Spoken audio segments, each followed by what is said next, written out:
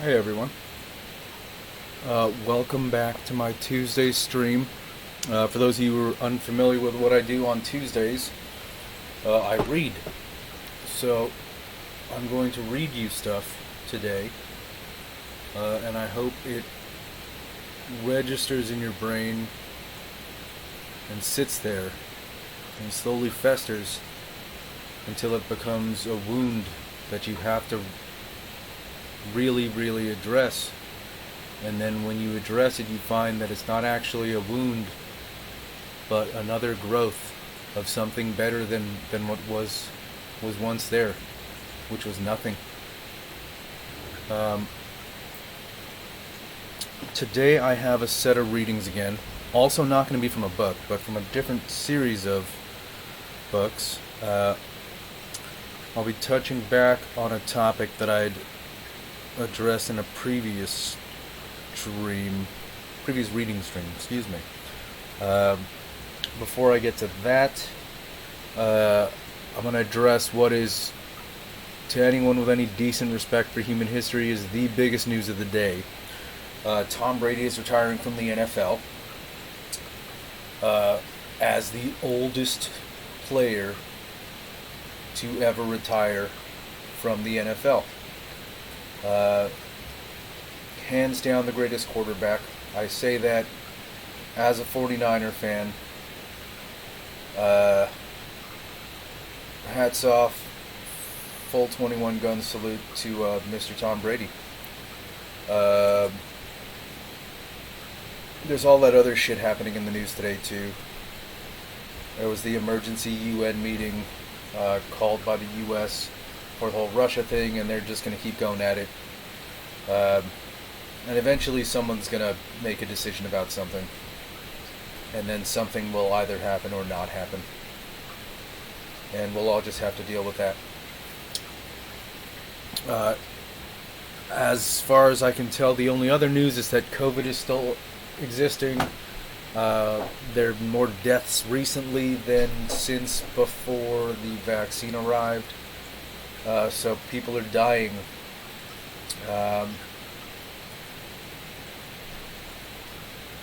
Yeah, the Niners lost this weekend, which is quite unfortunate. And as I said on my Facebook page, I'm greatly looking forward to next season, when Trey Lance, who is our rookie quarterback, is finally put into the starting position in spite of Jimmy Garoppolo still having a year left on his contract,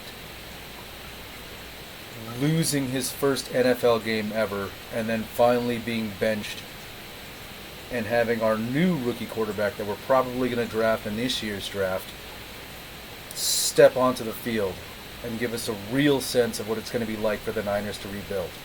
3 quarterbacks down the line. It's an exciting moment for us Niners fans.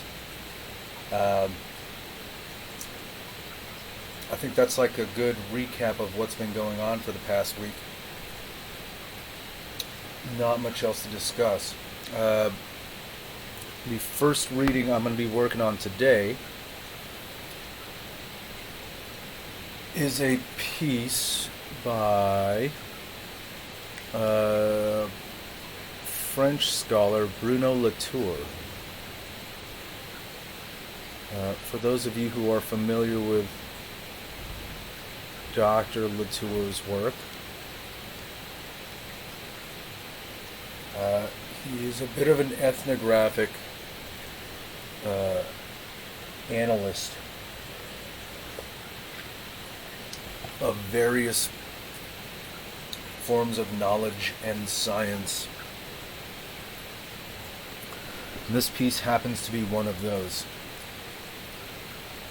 This is a long one, longer than some of the other ones, so I hadn't anticipated it being this long. I haven't read it in a number of years.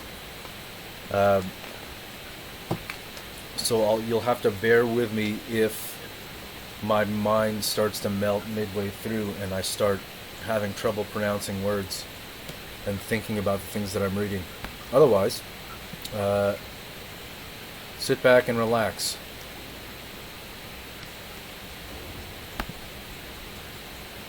This is the second chapter from his book, Pandora's Hope. It's a piece called Circulating Reference, Sampling the Soil in the Amazon Forest. It's about, for lack of a better term, knowledge as it is produced about soil in the Amazon forest, and how that concept of knowledge and the methods by which this knowledge is produced operate, and how we conceive of them, and how it is that we conceive of what we're doing as productive of knowledge.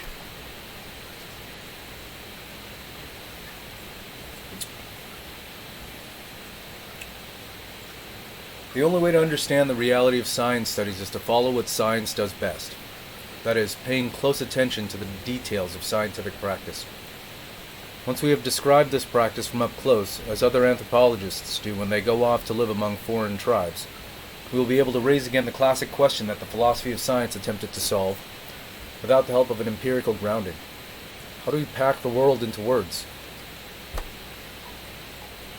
To begin with, I have chosen a discipline, soil science, and a situation, a field trip in the Amazon, that will not require too much previous knowledge. As we examine in detail the practices that produce information about a state of affairs, it should become clear how very unrealistic most of the philosophical discussions about realism have been.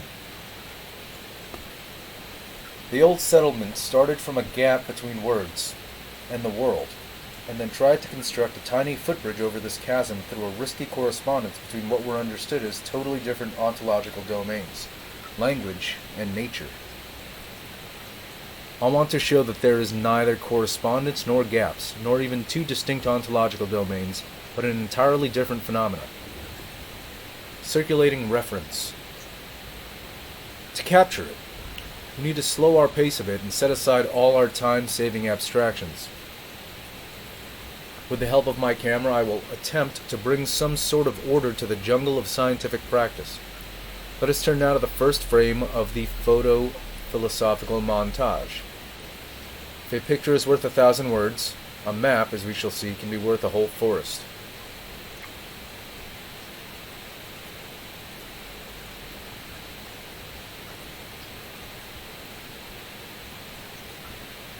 Unfortunately, I'm not going to provide you with photos, so you will have to find yourself a copy of Pandora's Hope at your local libraries and imagine the photos as I describe them, okay? On the left in figure 2.1 is a large savanna. On the right, abruptly begins the outskirts of a dense forest. And in the picture, there's a guy standing, staring at the sky, with a person next to him on the left side of the frame. They're standing in about waist-high grass. It appears to be the case that the guy staring in the sky has headphones on. Pretty much dead center, you see the tree line begin, and the tree line grows towards the right of the photo. And the grass, the waist-high grass, fades into the horizon until about halfway up the photo. That's what the photo caption describes. One side is dry and empty, the other is wet and teeming with life. And though it may look as if local inhabitants have created this edge, no one has ever cultivated these lands, and no line has traced the border, which extends for hundreds of kilometers. Although the savanna serves as a pasture for some landowners' cattle, its limit is the natural edge of the forest, not a man-made boundary.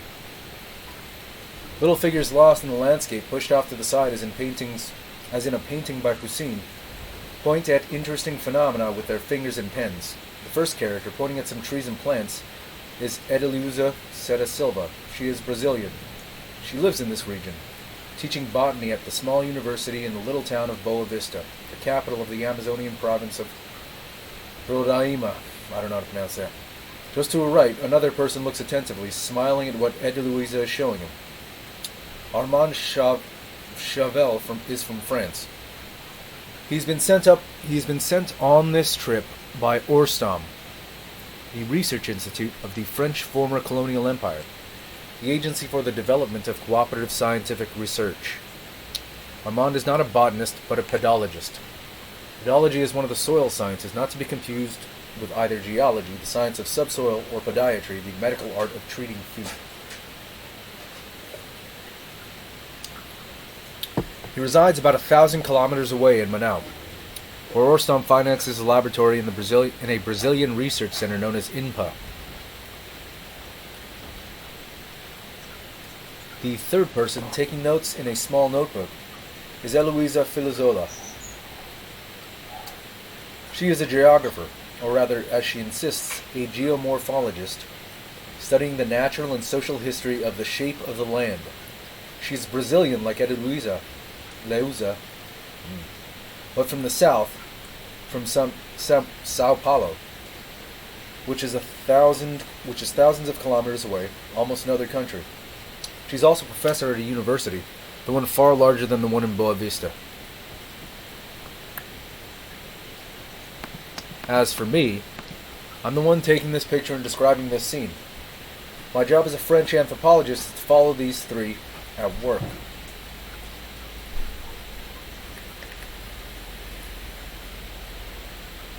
Familiar with laboratories, I decided for a change to observe a field expedition. I also decided, being something of a philosopher, to use my report on the expedition as a chance to study empirically the epistemological question of scientific reference. Through this photo-philosophical account, I will bring before your eyes, dear reader, a small part of the forest of Boa Vista. I will show you some traits from my scientist's intelligence. I will strive to make you aware of the labor required for this transport and that reference.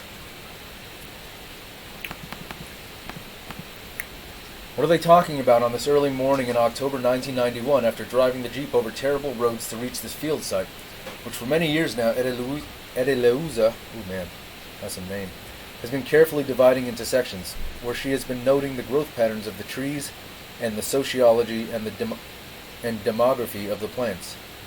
They're talking about the soil and the forest. Yet because they belong to two very different disciplines, they speak of them in different ways. Edeluza is pointing to a species of fire-resistant trees that usually only grow in the savanna, and that are surrounded by many small seedlings. Yet she's also found trees of the same species along the edge of the forest, where they are more vigorous and do not shade any smaller plants. To her surprise, she has even managed to find a few of those trees 10 meters into the forest, where they tend to die from insufficient light.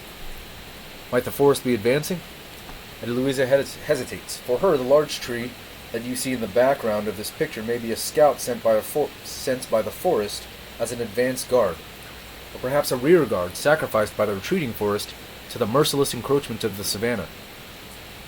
Is the forest advancing like Burnham Wood towards Dunsinane? Is that even a thing? Or is it retreating? Is the forest advancing or is it retreating? This is the question that interests Armand.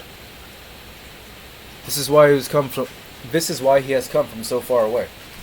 Edeluisa believes the forest is advancing, but she cannot be certain because the botanical evidence is confused. The same tree may be playing either of two contradictory roles, scout or rear guard. For Armand, the pedologist, at first glance it is the savanna that must be eating up the forest little by little, degrading the clay soil necessary for healthy trees into a sandy soil which is in which only grass and small shrubs can survive. If all her knowledge as a botanist makes Edeluisa side with the forest, all his knowledge of pedology makes Armand lean toward the savanna. Soil goes from clay to sand, not from sand to clay. Everyone knows that. Soil cannot avoid degradation. If the laws of pedology do not make this clear, then the laws of thermodynamics should. Thus, our friends are faced with an interesting cognitive and disciplinary conflict. A field expedition to resolve it was easy to justify. The entire world is interested in the Amazon forest. The news that the Boa Vista forest, on the outskirts of dense tropical zones, is advancing or retreating should indeed be of interest to businessmen. It was equally easy to justify mixing the know-how of botany with that of pedology in a single expedition that allows them to obtain funding. Single expedition, even though such a combination is unusual. It was equally easy to justify mixing the know-how of botany with that of pedology into a single expedition, even though such a combination is unusual. The chain of translation that allows them to obtain funding is not very long.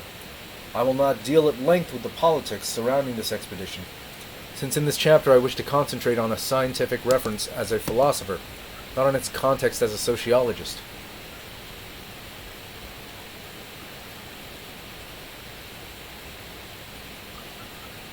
There is a large parenthetical premise where he discusses that he's not going to discuss much of the colonial aspects of this specific scenario. Appears to be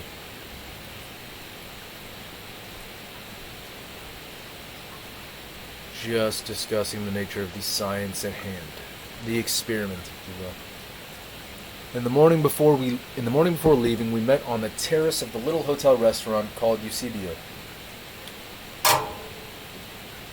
We are in the center of Boa Vista, a rather rough frontier town where the garimperos sell the gold that they have extracted by shovel, by mercury, by gun, from the forest and from the Yanomami. For this expedition, Armand has asked for the help of his colleague René Boulet. French like Armand, René is also a pedologist from Orstone, but based in Sao Paulo.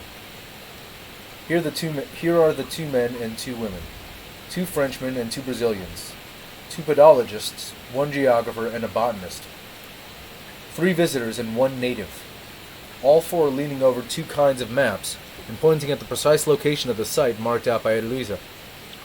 Also on the table is an orange box, the indispensable topophil, which I will discuss later. The first map printed on paper corresponds to the section of the atlas compiled by Random Brazil on a scale of 1 to 1 million, that covers all of Amazonia. I will soon learn to put quotation marks around the word covers since, according to my informants, the beautiful yellow, orange, and green colors on the map do not always correspond to the pedological data. This is the reason they wish to zoom in, using black and white aerial photographs on a scale of 1 to 50,000.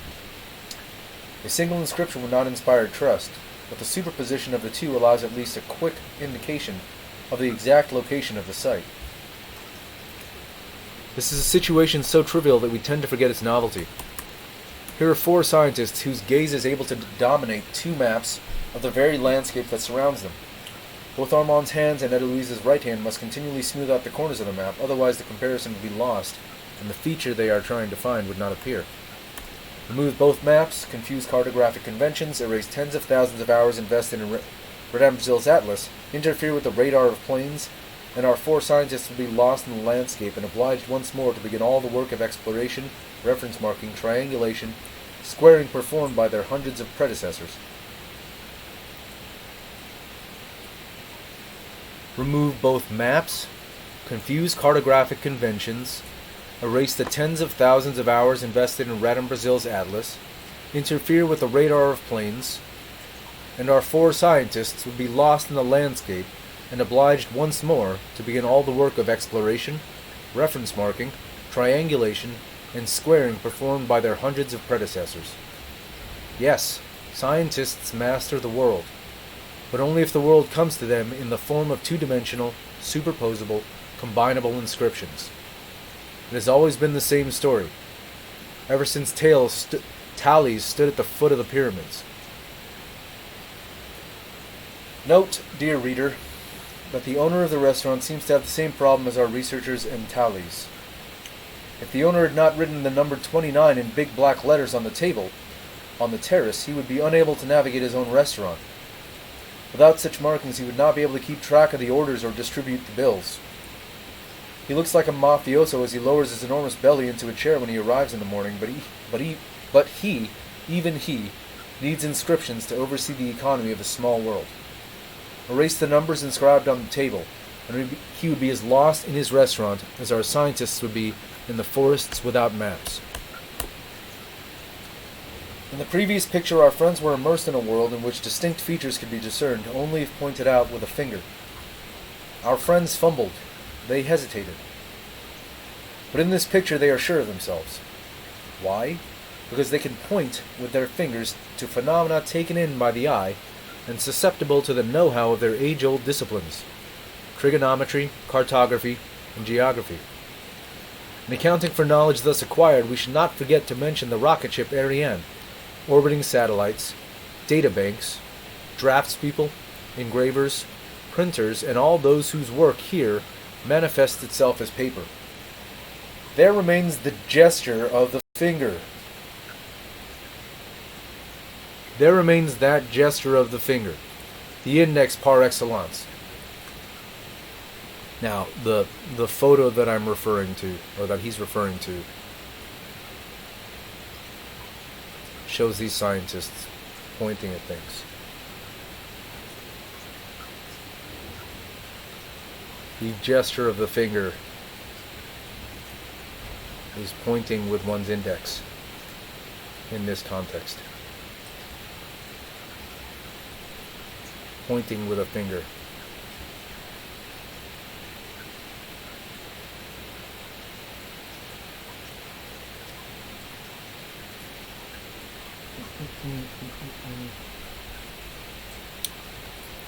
Here, there, Eloisa, I leave words behind and I designate on the map on the restaurant table the location of the site where we will go later, where Sandoval, the technician, comes to get us in the Jeep.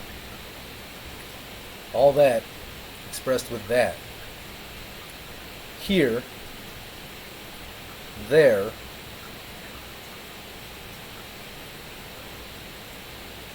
get it now?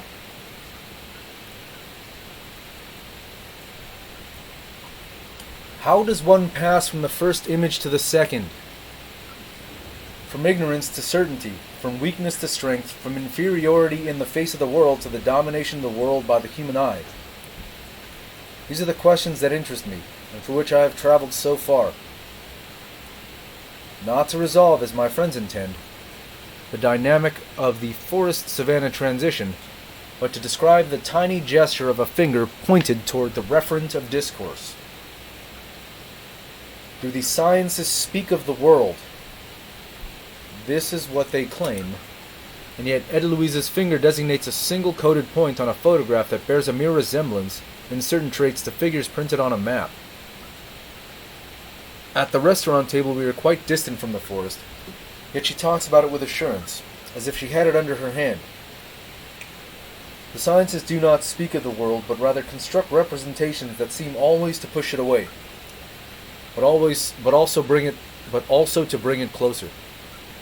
My friends want to discover whether the forest advances or recedes, and I want to know how the sciences can be at the same time realist and constructivist, immediate and intermediary, reliable and fragile, near and far. Does the discourse of science have a referent? When I speak of Boa Vista, to what does the spoken word refer? Do science and fiction differ? And one additional query: how does my way of talking about this photo montage differ from the manner in which my informants speak of their soil?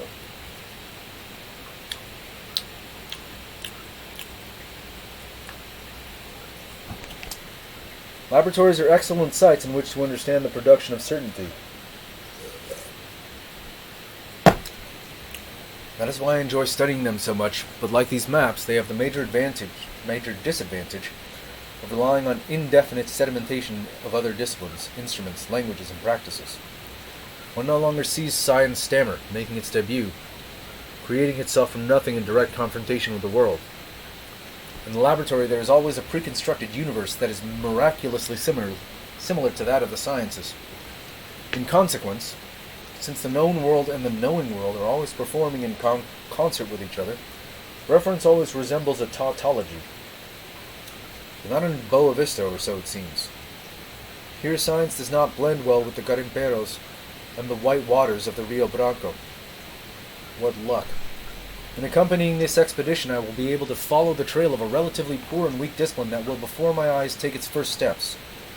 Just as I would have been able to observe the teeterings and totterings of geography, had I in the past centuries run through Brazil after Giroux or Humboldt. Here in the great forest, a horizontal branch is foregrounded against an otherwise uniformly green background. On this branch, attached to a rusty nail, is a little tin tag, on which is written the number 234. In the thousands of years in which humans have traveled through this forest, slashing and burning, in order to cultivate it, no one had ever before had the peculiar idea of attaching numbers to it. It took a scientist, or perhaps a forester, designating trees to be felled. In either case, this numbering of trees is, we must assume, the work of a meticulous bookkeeper. After an hour in the jeep, we have arrived at the plot of land that Edeluisa has been charting for many years. Like the owner of the restaurant in the previous picture,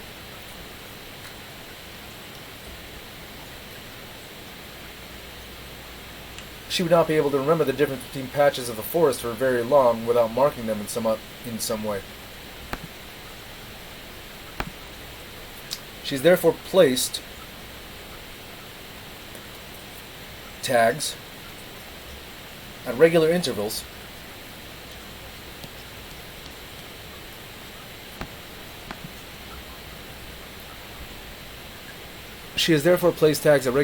so as to cover the few hectares of her field site in a grid of Cartesian coordinates. These numbers will allow her to register the variations of growth and the emergence of species in a notebook. Each plant possesses what is called a reference, both in geometry, through the attribution of coordinates, and in the management of stock, through the affixing of specific numbers. Despite the pioneering quality of this expedition, it turns out, I am not assisting at the birth of a science ex nihilo. My pedagogical colleagues cannot fruitfully begin their work unless the site has already been marked out by another science, botany. I thought I was deep in the forest, but the implication of this sign, 234, is that we are in a laboratory, albeit a minimalist one, traced by the grid of coordinates. The forest, divided into squares, has already lent itself to the collection of information on paper, but likewise takes a quadrilateral form. I rediscovered the tautology that I believed I was escaping by coming onto the scene, into the field. One science always hides another. If I were to tear down these tree tags, or if I were to mix them up, Edeluisa would panic like those giant ants whose paths I disturb by slowly passing my finger across their chemical freeways. Edeluisa cuts off her specimens. We always forget that the word reference comes from the Latin referere, to bring back. Is the referent what I point to with my finger outside of discourse? Or is it what I bring back inside discourse? The whole object of this montage is to answer that question. If I appear to be taking a roundabout route to the response, it is because there is no fast-forward button for the unreeling the practice of science if I want to follow the many steps between our arrival at the site and the eventual publication. In this frame, Edeluisa extracts from the broad diversity of plants specimens that correspond to those recognized taxonomically as Guatteria. Oh, Jesus. This is all fucking science shit. Guatteria shom. I'm not going to read it. Plants. She says she recognizes them as well as she does the members of her own family. Each plant that she removes represents thousands of the same species present in the forest, in the savanna, and on the border of the two.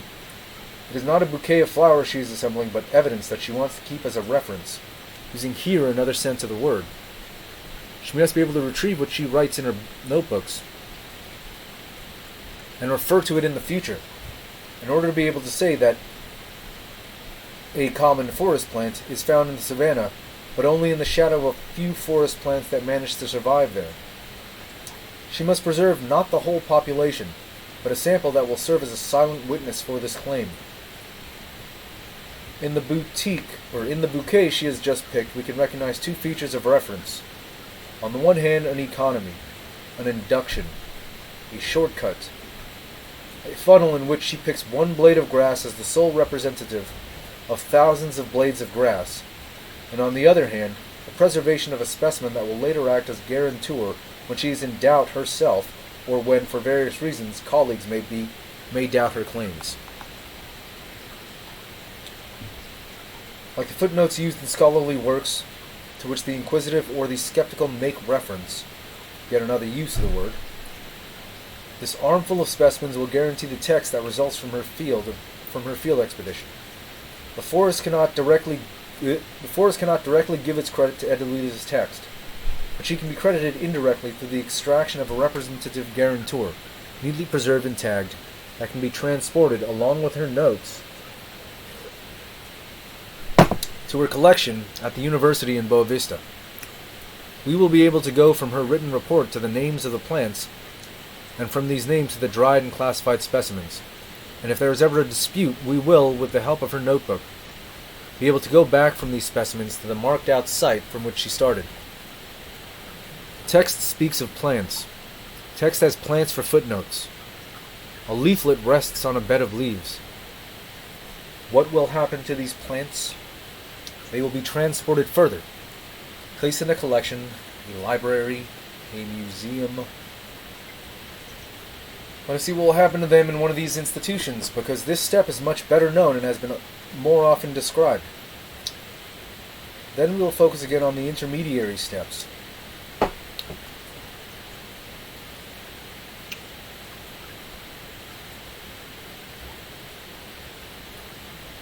In figure 2.5, it's another picture that you're not going to see. We are in a botanical institute quite far from the forest in Manaus. A cabinet with 3 ranks of shelves constitutes a workspace crisscrossed in columns and rows, X and Y axes. Each compartment shown in this photograph is used as much for classification as for tagging and preservation. This piece of furniture is a theory, only slightly heavier than the tag in figure 2.3, but much more capable of organizing this office.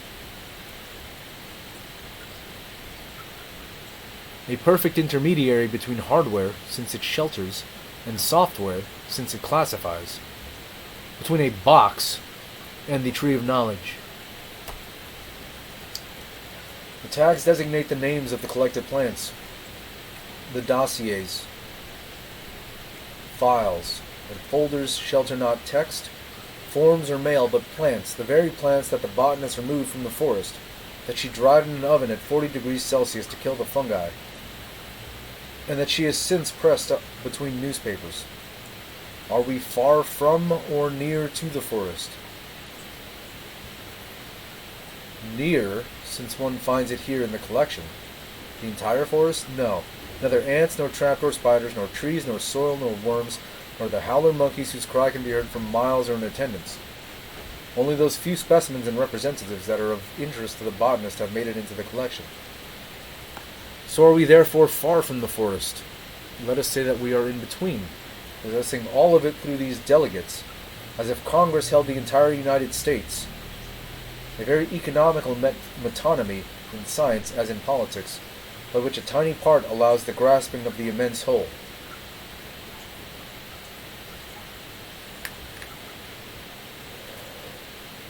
And what would be the point of transporting the whole forest here? One would get lost in it. It would be hot. The botanist would in any case be unable to see beyond her small plot. Here, however, the air conditioner is humming.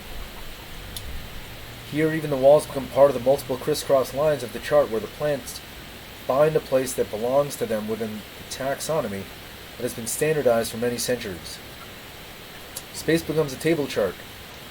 The table chart becomes a cabinet. The cabinet becomes a concept, and the concept becomes an institution.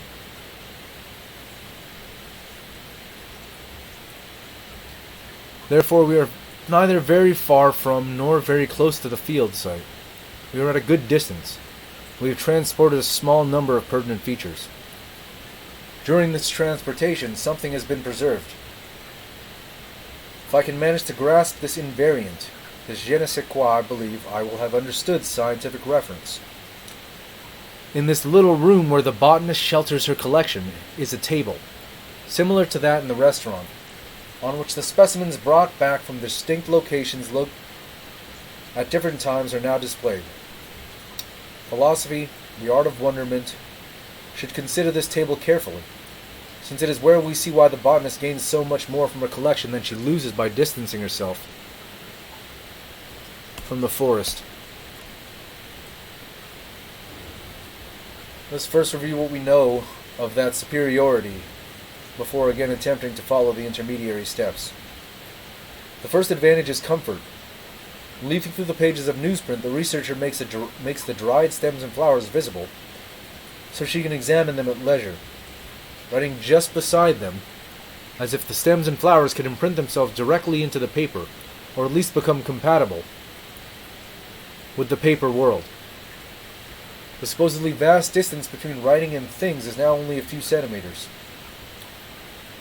The second advantage, just as important, is that once classified, specimens from different locations and times become contemporaries of one another on the flat table, all visible under the same unifying gaze. All visible under the same unifying gaze. Unifying gaze.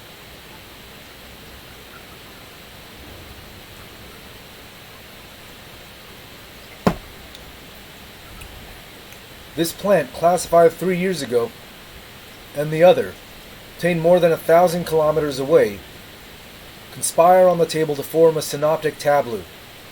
Tablia. The third advantage, again equally decisive, is that the researcher can shift the position of specimens and substitute one for another as if shuffling cards. Plants are not exactly signs, yet they have become as mobile and recombinable as the lead monotype characters of a printing press. Hardly surprising, then, that in the calm and cool office, the botanist who patiently arranges the leaves is able to discern emerging patterns that no predecessor could see. The contrary would be much more surprising. Innovations in knowledge naturally emerge from the collection deployed on the table. In the forest, in the same world but with all of its trees, plants, roots, soil, and worms, the botanist cannot calmly arrange the pieces of her jigsaw puzzle on her card table. Scattered through time and space, these leaves would never have met without her redistributing their traits into new combinations. At the card table, with so many trumps in hand, every scientist becomes a structuralist. No need to look any further for the martingale that wins every time. Martingale? That wins every time against those who sweat in the forest, was crushed beneath the complex phenomena that are maddeningly present, indiscernible, impossible to identify, reshuffle, and control. In losing the forest, we win knowledge of it. In a beautiful contradiction, the English word oversight exactly captures the two meanings of this domination by sight, since it means at once looking at something from above and ignoring it. In the naturalist's collection of things happen to plants that have never occurred since the dawn of the world. In the naturalist's collection, things happen to plants that have never happened since the dawn of the world. The plants find themselves detached, separated, preserved, classified, and tagged. They are then reassembled, reunited, redistributed, according to entirely new principles that depend on the researcher, on the discipline of botany, which has been standardized for centuries, and on the institution that shelters them. But they no longer grow as they did in the great forest. The botanist learns new things. She is transformed accordingly. But the plants are transformed also. From this point of view, there is no difference between observation and experience. Both are constructions. Through its displacement onto this table. The interface between the forest and savanna becomes a hybrid mixture of scientist, botany, and forest, the proportions of which I will have to calculate later.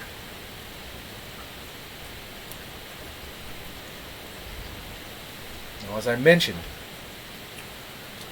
this reading was a lot longer than I remembered it being, and I'm not going to read the whole thing. So, I will put the title of this piece right back up here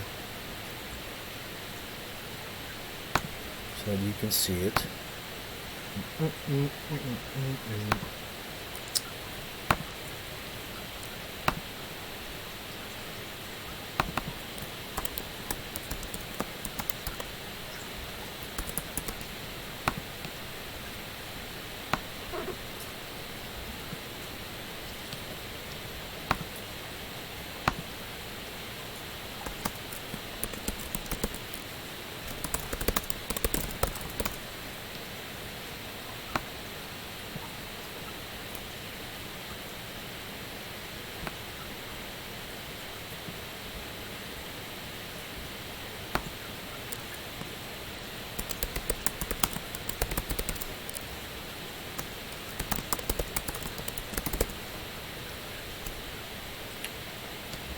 Now, the reading that I did today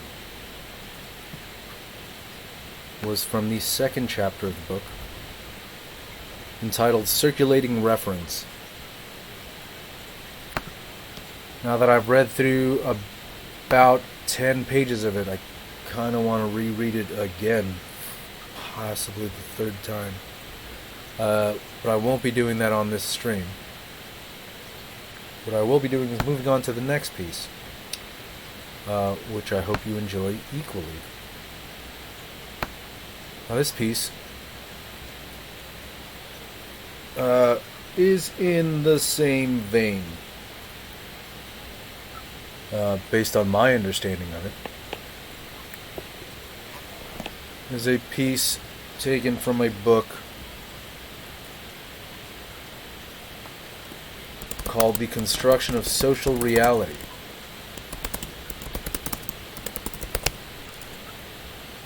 by, I believe he is currently, he might not be at this point, I don't know, former, possibly current Professor Emeritus of some other thing having to do with philosophies of certain philosophies at UC Berkeley. Dr. John Searle, who works in the field of the sociology of knowledge. The section I'll be reading is the second chapter of this book, The Construction of Social Reality, called Creating Institutional Facts.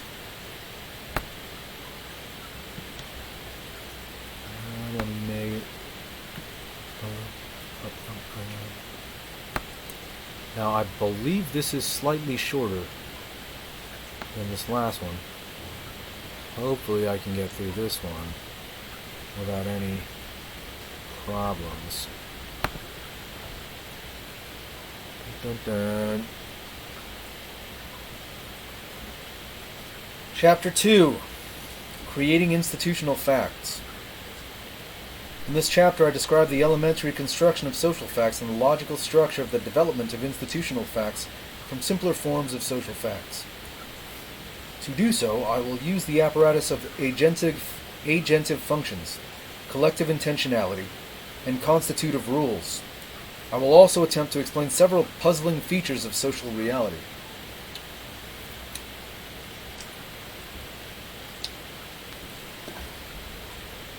Some apparent features of social reality. To begin, let us identify some of the apparent features of social reality we would like to explain. Because I believe philosophical investigation should begin naively. How they proceed and conclude is another matter. I will simply list half a dozen of what appear to be naive, intuitive features of social reality, including features of institutional facts, such as, for example, the fact that I am an American citizen, as well as features of those social facts that do not require institutional structures, such as, for example, the fact that two men are pushing a car together to try to get it started.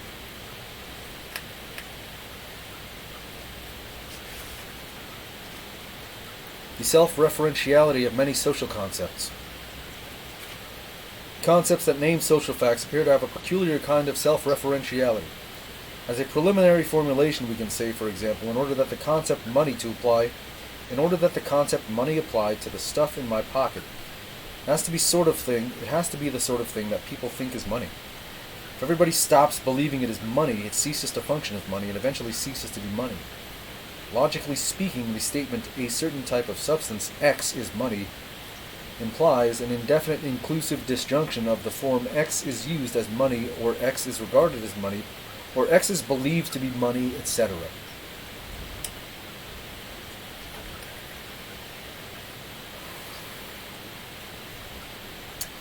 That seems to have the consequence that the concept of money, the very definition of the word money, is self-referential. Because in order that a type of thing should satisfy the definition, in order that it should fall under the concept of money, it must be believed to be, or used as, or regarded as, etc., satisfying that definition. For these sort of facts, it seems to be an almost logical truth. It seems to be almost a logical truth that you cannot fool all the people all the time. If everybody always thinks that this sort of thing is money, then they use it as money and treat it as money, then it is money. If nobody ever thinks this sort of thing is money, then it is not money. And what goes for money goes for elections, private property, wars, voting, promises, marriages, buying and selling, political offices, and so on. In order to state this point precisely, we need to distinguish between institutions and general practices on the one hand, and particular instances on the other. That is, we need to distinguish between types and tokens. A single dollar bill might fall from the printing presses into the cracks of the floor and never be used or thought of as money at all, but it would still be money. In such a case, a particular token instance would be money, even though no one ever thought it was money, or thought about it, or used it at all. Similarly, there might be a counterfeit dollar bill in circulation, even if no one ever knew that it was counterfeit. Not even the counterfeiter.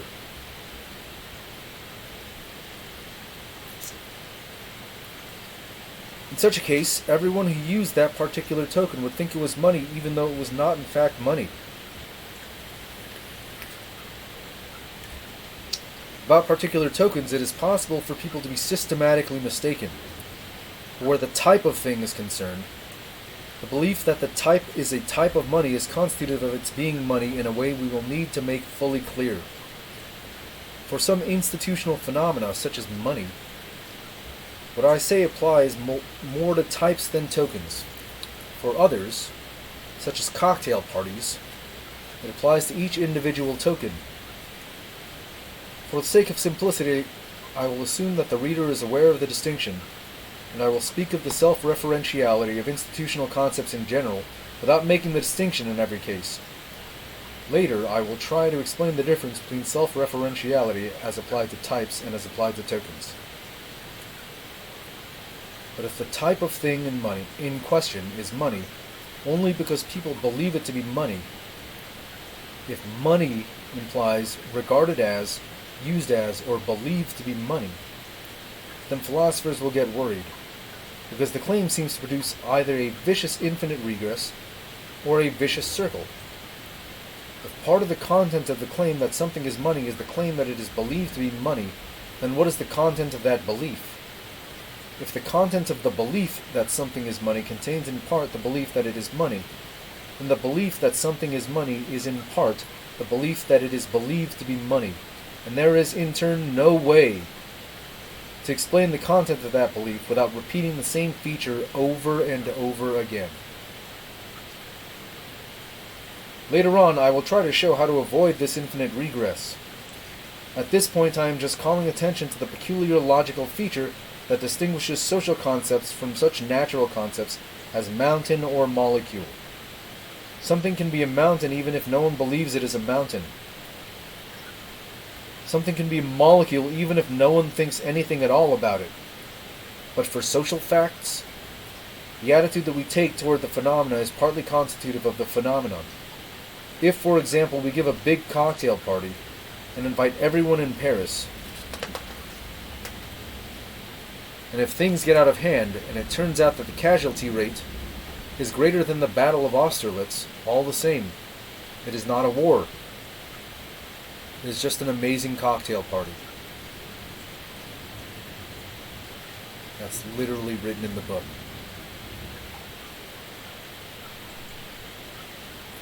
Part of being a cocktail party is being thought to be a cocktail party.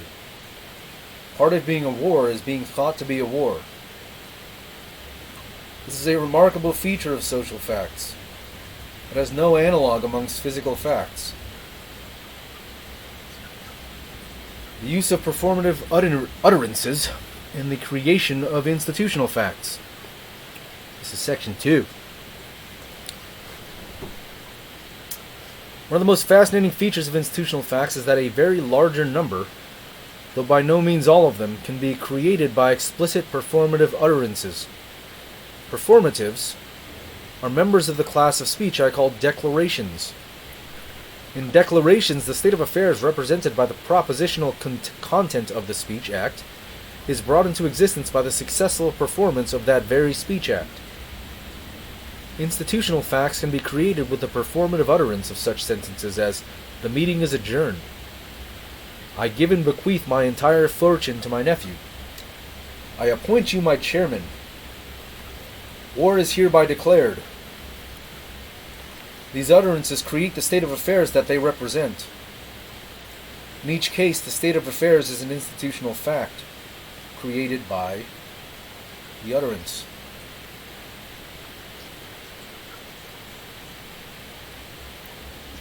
Section 3. Logical priority of brute facts over institutional facts. Intuitively, it seems there are no institutional facts without brute facts. For example, just about any sort of substance can be money. But money has to exist in some physical form or other.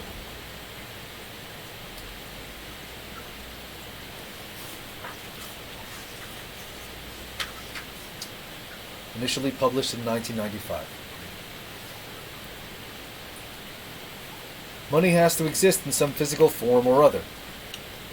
Money can be bits of metal, slips of paper, wampum, or entries in a book. In fact, most of our money in the past couple of decades underwent a revolutionary physical transformation that we did not even notice. Most money is now in the form of magnetic traces on computer disks. It does not matter what the form is as long as it can function as money. But money must come in some physical form or other. What is true of money is true of chess games, elections, and universities. All these can take different forms, but for each there must be some physical realization. This suggests what I think is true, that social facts in general, and institutional facts especially, are hierarchically structured. Institutional facts exist, so to speak, on top of brute physical facts. Often the brute facts will not be manifested as physical objects, but as sounds coming out of people's mouths or as marks on paper, or even thoughts in their heads.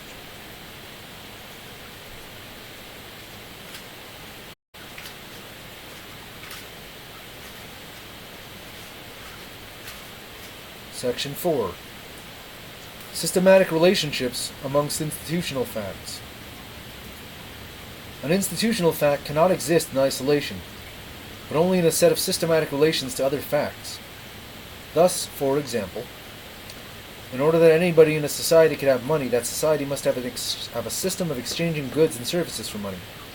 But in order that it can have a system of exchange, it must have a system of property and property ownership. Similarly, in order that society should have marriages, they must have some form of contractual relationships. But in order that they can have contractual relationships, they have to understand such things as promises and obligations. Furthermore, quite apart from the logical or conceptual requirement of interrelationships of institutional facts, it just turns out that in any real life situation, one will find oneself in a complex and interlocking institutional realities.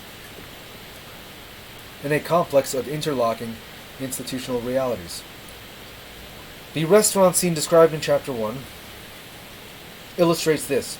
At any instant in the scene, one is at least a citizen, an owner of money, a client, a bill payer, and one is dealing with property, a restaurant, a waiter, or a bill. It might seem that games are counterexamples to this general principle, because of course games are designed to be forms of activity that do not connect with the rest of our lives in a way that institutional facts characteristically do.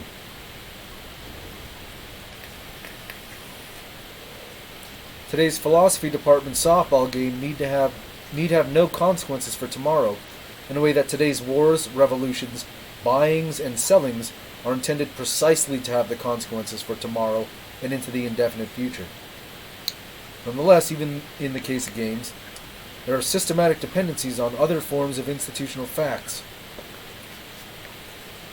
The position of the pitcher, the catcher, and the batter, for example, all involve rights and responsibilities, and their positions and actions or inactions are unintelligible without an understanding of these rights and responsibilities. But these notions are in turn unintelligible without the general notion of rights and responsibilities. The primacy of social acts over social objects, of processes over products. It is tempting to think of social objects as independently existing entities on analogy and with the objects studied by the natural sciences. It is tempting to think that a government or a dollar bill or a contract is an object or entity in the sense that a DNA molecule, a tectonic plate, or a planet is an object or entity. In the case of social objects, however, the grammar of the noun phrases conceals from us the fact that in such cases, process is prior to product. Social objects are always, in some sense, we will need to explain, constituted by social acts. And in this sense, the object is just the continuous possibility of the activity. A $20 bill, for example, is a standing possibility of paying for something. Finally, Section 6. The linguistic component of many institutional facts.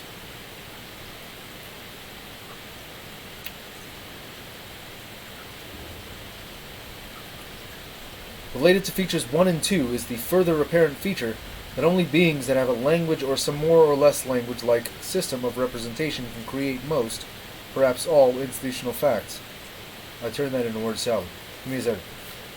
Related to features 1 and 2 is the further apparent feature that only beings that have a language or some more or less language-like system of representation can create most, perhaps all, institutional facts, because the linguistic element appears to be partly constitutive of the fact.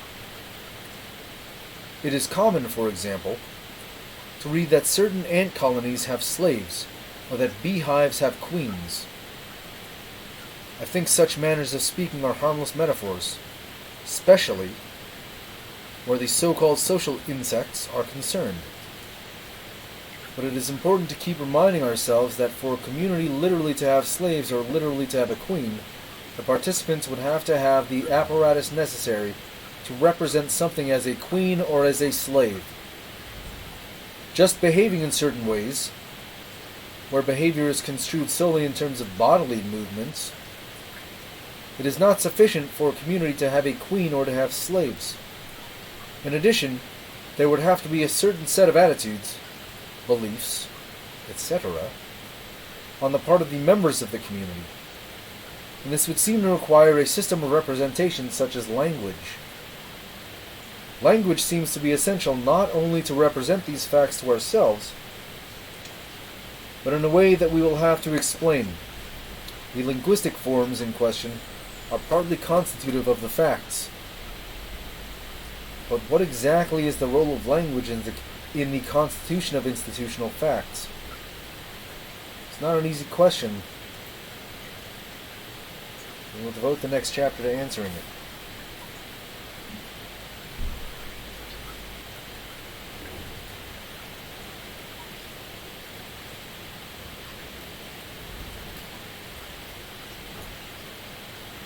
Alright, we'll end this reading of this chapter, this point as well. So there's a section, or excerpt, an excerpt from a book by Professor Emeritus of UC Berkeley, Department of Philosophy-izing things, John Searle. Dr. John Searle.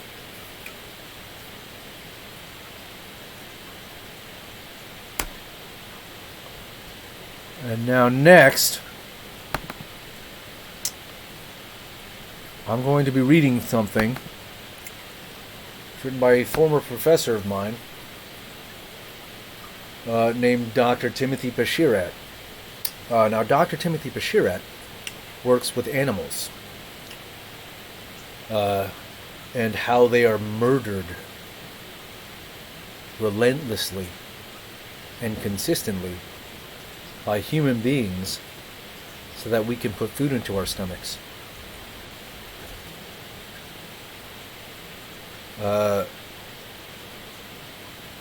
Now, as I mentioned about another previous professor whose work, or whose my study with him provided me with certain aspects of knowing and learning and sort of understanding how things work.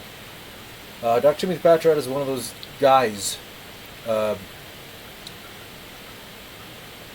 who approaches his field of expertise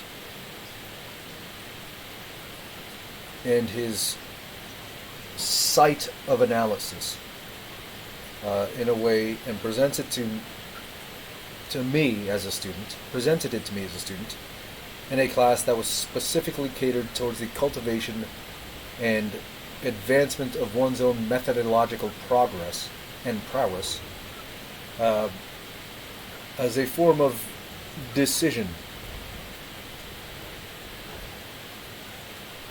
A decision on the part of the researcher, decision on the part of the analyst, a decision on the part of the scientist, decision on the part of the expert of what it is that you're working on.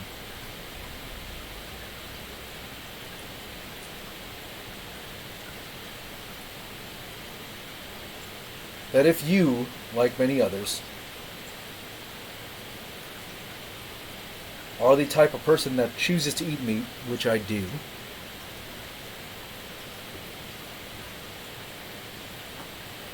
then you owe it to yourself, you owe it to any sense of your own understanding of yourself as being a compassionate or empathetic person, or someone who concerns yourself with the lives of others, or with anything that is not the advancement of your own personal aims.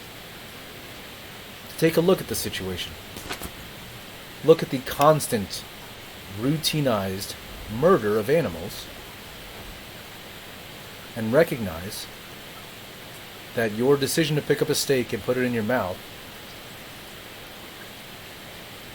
perpetuates this cycle of routinized, perpetuated, and consistent murder of animals. He doesn't say it this way. That's why, one of the reasons he's far more pleasant than I am. He's not soft. He's a Yale graduate. He's probably a jerk in very many ways. And I will sometimes catch wind of things that make me laugh in the brutality that he makes use of when it comes to his teaching methods. But he's a far more pleasant guy. If you want to read his books, I would recommend it. If you want to listen to his lectures, you get a far less shame-based and contempt-filled description of what it is you're doing when you eat a steak. Now this specific essay that I'm going to read, it's true, that I'm going to read is an essay of his that deals in methodology. Oh, before I get to that, matter of fact,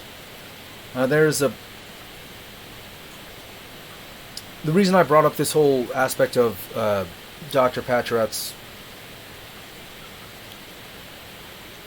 posing the techniques of ethnography and the decisions that one makes when making research decisions and answering and asking your own research questions is very much having to do with the idea of also the animal thing. Really looking at your object and then looking at your objective and determining all the myriad relationships and decisions, intellectual, philosophical, methodological, the choices that you make to produce the specific outcomes that you're looking to produce are all interrelated. It's like one of those erector sets, where if you knock one part off, the entirety of the thing looks like it still works, but really it's just this worthless structure. A worthless governmental edifice, if you would.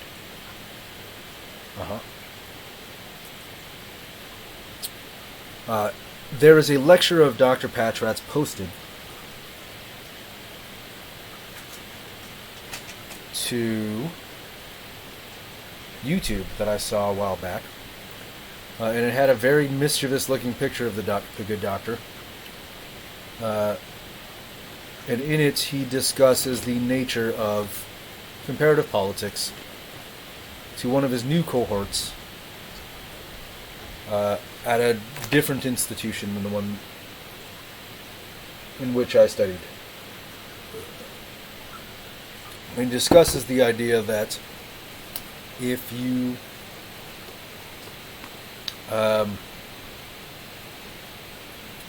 conceive of global warming. Oh, now I forget. I believe it's had something to do with if you conceive of global warming and the climate crisis as the greatest threat to humanity, then I think it was national borders or something, or the concept of nationalism, in that it carries with it any number of sort of automatic assumptions of how policy and how borders and how our decision making should work could be conceived of as the greatest threat to mankind, or something like that. I don't know. You'll have to look it up on YouTube. Dr. Timothy Bashirah discusses some things about the sixth mass extinction event. It's a really interesting statement. I remember thinking this, I don't remember the statement offhand, but I remember thinking the statement was really interesting, in that it carried with it the entirety of what I just explained about what the good doctor was talking to us about his students. He's not saying fuck nationalism. He might be saying that, I don't know. He might be saying that in other areas for himself. He's not saying the government is garbage and that it should be taken down. Again, he might be saying that in other avenues. But in the statement in this video, he gives us a very contingently contained, contextualized, and rigid statement about the nature of global warming and the climate crisis, and where nationalism fits in from a comparative political science perspective.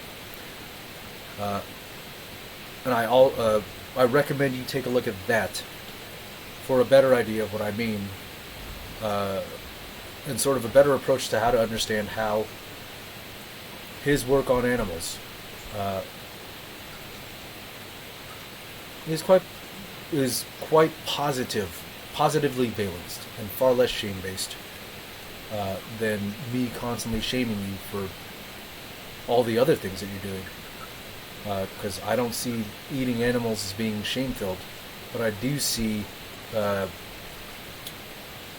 unrepentant cannibalism as something to be shamed for. I'm not saying you eat people. but you can't disprove that you haven't already eaten somebody to me with any effectiveness. So there we have it. Now anyway, I'm going to move on to the Good Doctor's piece.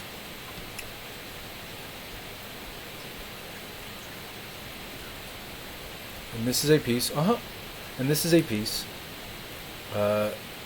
called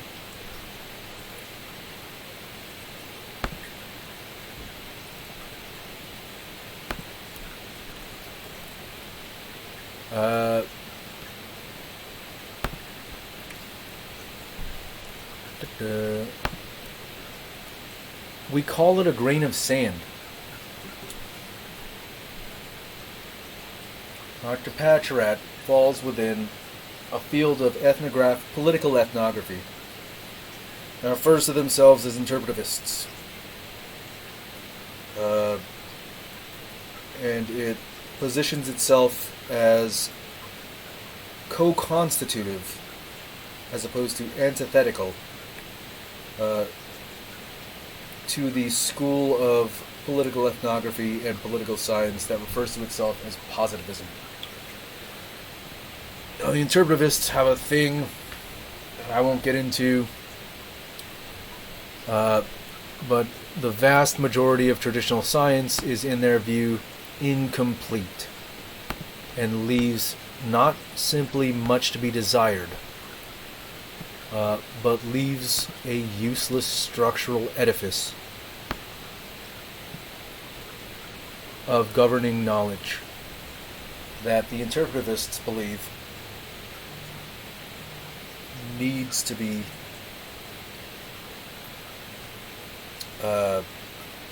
exposed.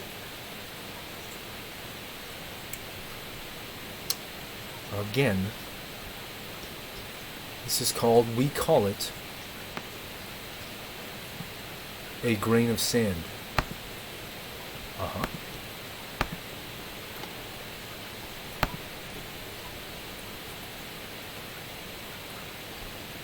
The Interpretive Orientation and a Human Social Science by Dr. Timothy Bashirah. This is the italicized introduction. Growing up in Thailand with a Thai father of Chinese descent and an American mother of English-Norwegian descent, I didn't know he was Chinese. Thought he was Mexican and then Native American and then Thai, but still slightly think he's Native American. All in sequential order and then cyclic order. Which sounds horribly racist of me. But that's only because when I look at him, that's what he looks like. So it's not racist.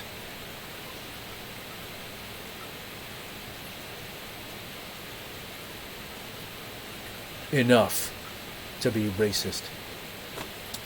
Growing up in Thailand with a Thai father of Chinese descent and an American mother of English-Norwegian descent, I devoted a lot of explicit attention to meaning-making from a very early age. Being caught between Thai and American identities meant that I never felt completely a part of either, and yet I had an exhilarating freedom to travel between the two and selectively appropriate from them as I pleased. Although I didn't think of it in these terms at the time, this in-between quality of my childhood made me something of a perpetual stranger and shaped my understanding of the world as a complex and multi-layered place where meanings are continually negotiated and renegotiated. When in my late adolescence the Thai military brutally repressed a pro-democracy demonstration in the streets of Bangkok in the name of traditional Thai values, my love affair with the study of politics through the lens of contested meanings was born. Eventually this love led me to graduate school at Yale University, where I took the standard offerings in statistical and advanced quantitative methods. Although I excelled in and recognized the potential of these approaches, they left me feeling strangely empty and disengaged from the problems I cared so much about. What I loved about the study of politics was its potential to carry me closer to the lived experiences and understandings of people, its potential to transform me as well as the world around me. framing research problems in terms of hypotheses that specified independent and dependent variables seemed to prematurely foreclose on so much of the stuff of politics by asking and answering through the researcher fiat the very questions that perhaps should be asked and answered in large part through the sustained interaction between a researcher and those she seeks to understand. I also began to chafe against the constraints of disciplinary lines of sight, and reaching out to literature and fellow students in anthropology, sociology, and the humanities helped me to envision the very definition and study of politics as a profoundly interdisciplinary endeavor. Talking to my fellow graduate students and picking up on the just burgeoning perestroika movement within political science, I saw how a desire for grant money, departmental resources, and success on the job market could lead many students to accede to the dominant ways of seeing in the discipline before they've really examined the going alternatives. This can result in a disciplinary methodological orthodoxy that reproduces itself primarily through funding and training pressures, rather than because of a genuine intellectual attractiveness and persuasiveness. As someone still engaged in my own dissertation research, I'm keenly interested in opening up a more expansive universe of possibilities for defining and approaching the study of politics.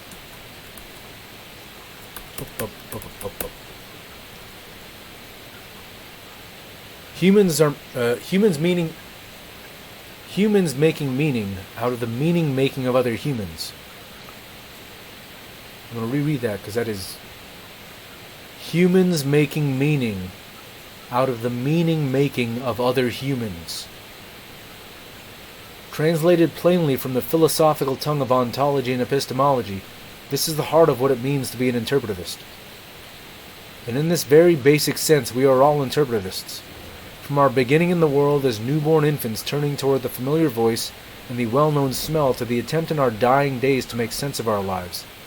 To tell a story about what it is meant that we too once walked the earth. Perhaps nothing so starkly reveals the centrality of meaning-making in the human condition than those tragic instances in which projects of meaning-making appear to break down. The toddler diagnosed with autism, unable to decipher the profound mystery of another's laughter, of an embrace, of a kiss, or the bewilderment in the eyes of someone with Alzheimer's, as once familiar landmarks and toeholds of the mind crumble and yield one by one to a terrifying deconstruction that knows no reconstruction. Indeed, shared meaning-making is so central to our lives in common that we purge as the mad those who too energetically rebel, whether by choice or otherwise, against those meanings that we have come to call facts.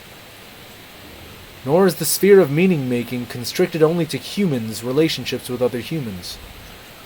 As Wisława Szymborska reminds us in View with a Grain of Sand, we call it a grain of sand, but it calls itself neither grain nor sand. It does just fine without a name, whether general, particular, permanent, passing, incorrect, or apt. Our glance, our touch, mean nothing to it. It doesn't feel itself seen and touched. And that it fell on the windowsill is only our experience, not its. For it is no different from falling on anything else, with no assurance that it has finished falling, or that it is falling still. The window has a wonderful view of a lake, but the view doesn't view itself. It exists in this world, colorless, shapeless, soundless, odorless, and painless. The lake's floor exists floorlessly, and its shore exists shorelessly. Its water feels itself neither wet nor dry, and its waves to themselves are neither singular nor plural. They splash deaf to their own noise, on pebbles neither large nor small. And all this beneath the sky, by nature skyless, in which the sun sets without setting at all, and hides without hiding behind an unminding cloud. The wind ruffles it, its only reason being that it blows. A second passes, a second, a third.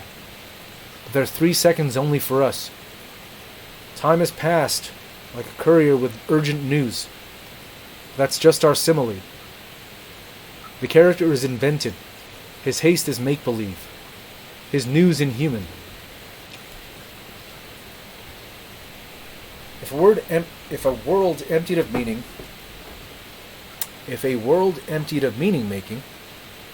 is the inhuman one that Szymborska evokes, if meaning-making is so intimately bound with the human condition, then why, it makes sense to ask, are approaches to the study of politics that seek out and underscore the interpretation of meaning currently waging guerrilla war with mainstream social sciences from a position of invisibility or marginalization in the face of hegemony?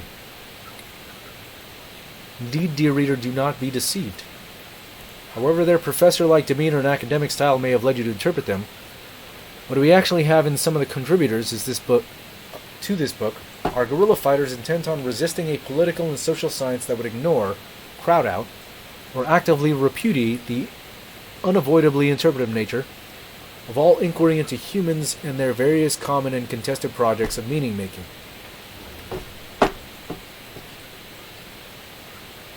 As with all guerrilla wars, however, questions of identity and tactics inevitably push themselves to the fore.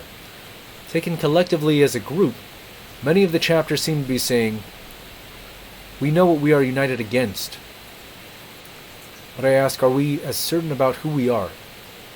About what we are united for? About who will be permitted to join our movement and who will fall beyond its boundaries?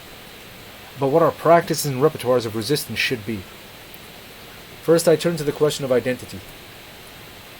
The differences separating interpretivist and positivist approaches are distinctively mapped in these chapters, and much attention is justifiably given to discerning critiques lobbied at the interpretive approaches from across this particular divide.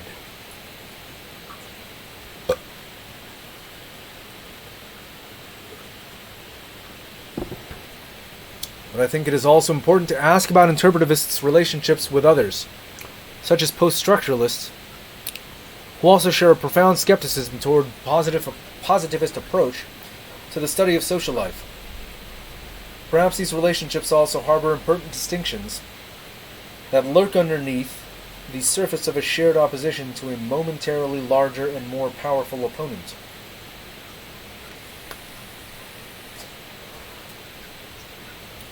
Interpretive work, at least as understood by Mark Bever, is or ought to be united, also a UC Berkeley scholar, is or ought to be united by an insistence that all humans everywhere possess a situated agency that expresses itself through actions that are in turn constituted by beliefs. This emphasis on beliefs carries implications for the relationship between interpretivists and post-structuralists in particular.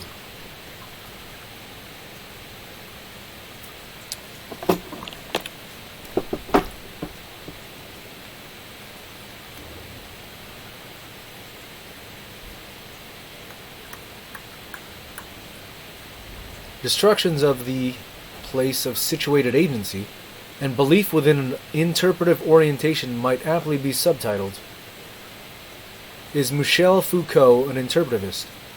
Certainly, the Foucault of the order of things would appear to fall outside the interpretive boundary marked by an emphasis on belief. As Foucault writes in the foreword to English edition of that volume, I tried to explore scientific discourse not from the point of view of the individuals who are speaking, nor from the point of view of the formal structures of what they are saying, but from the point of view of the rules that come into play in the very existence of such discourse. If there is one approach that I do not reject, it is that which gives absolute priority to the observing subject, which attributes a constituent role to an act. To the extent that post-structuralists retain and extend structuralism's dismissal of the conscious subject as the primary frame of reference, seeking instead to excavate the formal elements that create even the very possibilities and conditions of consciousness, the potential for major divide between interpretivists and post-structuralists is strengthened. Conversely, to the extent that post-structuralists seek to undermine structuralism's reliance on rigid formal systems and precisely defined binaries, seeking instead to show the deeply contingent, even constructed nature of all systems of thought. The potential bridges between post-structuralism and the interpretive orientations are strengthened. Another way of stating this, with reference to Foucault's work, is to say that the Foucault of the order of things underscores some of the key potential differences between interpretivist and post-structuralist approaches, while the Foucault of discipline and punishment underscores some of the potential commonalities. From the interpretive standpoint, the important question, of course, is not whether this or that particular thinker should be called interpretivist, but whether an emphasis on the animating explanatory role played by belief unnecessarily drives a wedge between interpretive and post-structural orientations. Even if interpretivists define belief broadly to include tacit knowledge, know-how, and even perhaps what Pierre Bourdieu would call habitus, the constitutive, explanatory role attributed to belief might potentially exclude work that seeks to highlight, for example, the ways in which action is capable of generating belief, rather than vice versa.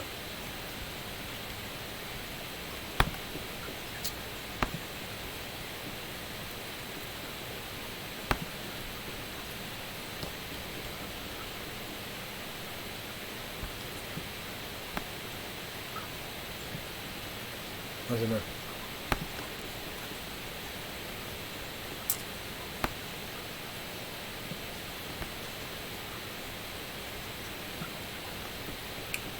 Might it not be possible to say that interpretivists hold that actions and beliefs are co-constitutive, and that it restricts the possibilities for injury too much to claim a priori, that in every case it is one that explains the other?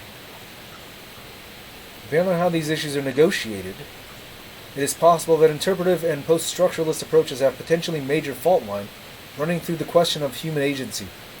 But perhaps it is a fault line that produces occasional earthquakes that are worth living with, rather than one that results in two completely separate continents.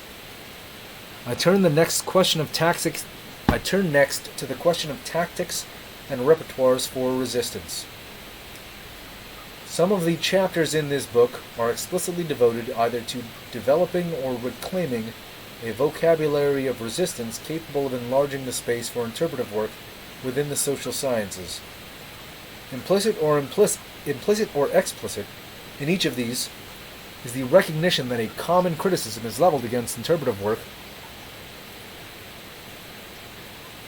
Implicit or explicit in each of these is the recognition that a common criticism leveled against interpretive work is that it lacks standards, or that the standards that it does have are somehow insufficient to qualify it as true social science. There are at least two important dilemmas facing an interpretivist who seeks to counter these criticisms.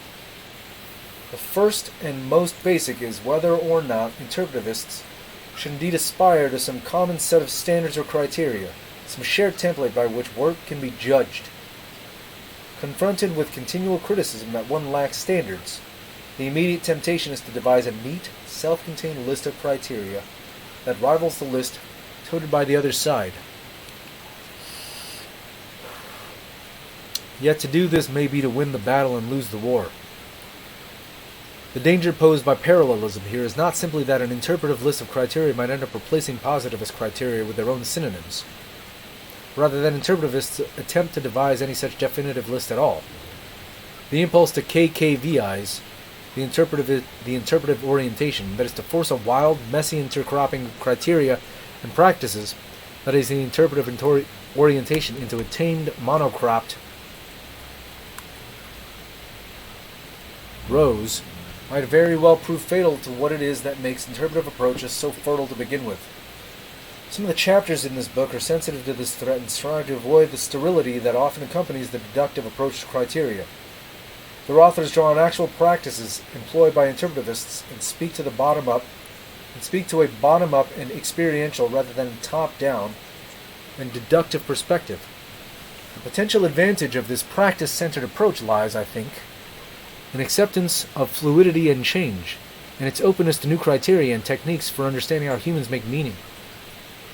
It resists and subverts the calcification of any one list criteria into what describes as an external authority that distances us from these problems of human judgment and eliminates the messiness that is part of being human being. That is part of being human. An external authority maintains the illusion of human perfectibility and scientific progress. The challenge then is to discuss interpretive criteria in ways that enable human judgment rather than in ways that disable it by erecting yet another inhuman external authority to which an epistemic community can blindly appeal. The challenge then is to discuss interpretive criteria in ways that enable human judgment rather than in ways that disable it by erecting yet another inhuman external authority to which an epistemic community can blindly appeal.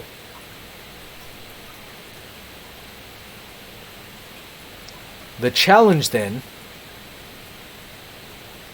is to discuss interpretive criteria in ways that enable human judgment, rather than in ways that disable it, by erecting yet another inhuman external authority to which an epistemic community can blindly appeal. Beginning from a practice-centered point of view is a solid beginning, but I wonder if it too might not be capable of inadvertently generating that external authority that it seeks to avoid. The second dilemma facing those who seek to answer the charge that interpretive approaches lack criteria is what Schwartz and Shea calls the reclaim or invent quandary. Should interpretivists counter their critics by reclaiming terms like rigor and objectivity? Or should they seek instead to free themselves from these terms and invent a new vocabulary, more appropriate to their endeavor? Each tactic has its own potential strengths. In reclaiming rigor for interpretive approaches, interpretive approaches, for example, demonstrates how improvisational theater can serve as a metaphor for ethnographic fieldwork, opening up understandings and practices of rigor in ways that liberate researchers from its stepwise, inflexible connotations. And at the same time that several chapters show how interpretive practices carry potential to reclaim existing terms like rigor and objectivity, others suggest that the interpretive orientation might also fruitfully develop its own unique vocabulary of judgment. One example of this involves the use of research as relevant to how it is judged, indeed as an approach that gives unapologetic priority to the meaning-making of its subjects. The interpretive orientation does appear to be uniquely situated to strengthen the voices and visibility of those who often go unheard and unseen, raising the provocative question of whether particular research approaches lend themselves more readily to particular kinds of political and moral concerns. Also, by way of developing alternative vocabularies for judgment, some interpretive approaches seek to substitute for management techniques the telling and listening to of stories. This emphasis on storytelling over and against management also seems potentially subversive, for if every story must have a teller, then interpretive approaches have the capacity not only to bring new voices to the policy-making table, but also to transform entirely the terms of the conversation. The reclaim or invent quandary, then, is not a binary one. In seeking to find their own voice, to tell their own story, interpretive approaches to the social sciences must both reclaim and invent, and must do so in ways that open up rather than close down possibilities for inquiry. Ultimately, if interpretive approaches are to flourish, they must do so not because of the cogency of their rebuttals to critiques leveled against them, but by other approaches, but also by the attractiveness and persuasiveness of what they contribute. A serious omission in much graduate education is a sustained conversation about the black box that every researcher at one time or another must confront. How do I get, find, or have a good idea? Our training as social scientists is increasingly preoccupied with techniques useful for analyzing ideas once they come into existence. The birth of creative, new, and risk-taking ideas is seldom addressed. Like young children,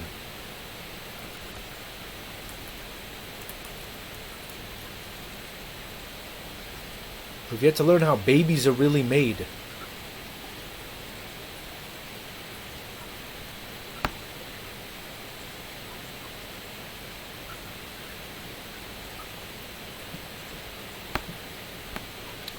Tend to treat ideas as if they are dropped in cloth diapers from the sky by wobbly-legged storks, fly overhead and bless some while withholding from others. Yet this failure to educate, ignite, and release the imagination has the potential of leading to graduate programs, and ultimately entire disciplines of inquiry, that reproduce technicians rather than create thinkers.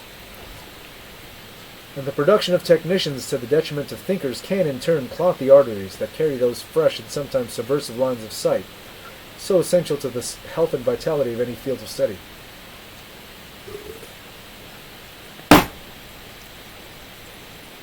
As C. Wright Mills writes in The Sociological Imagination,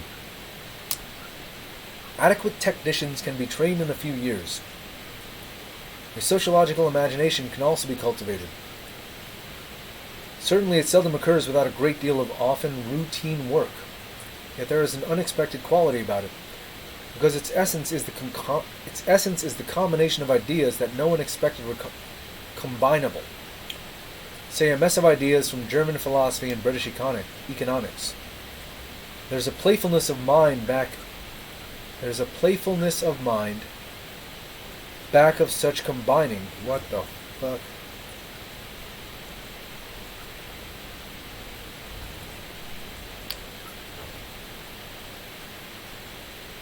That was a poorly worded sentence, Dr. Patrat. There is a playfulness of mind back of such combining, as well as a truly fierce drive to make sense of the world, which the technician as such usually lacks. Perhaps he is too well trained, or precisely trained. Since one can be trained only in what is already known, training sometimes incapacitates one from learning new ways. It makes one rebel against what is bound to be at first loose and even sloppy.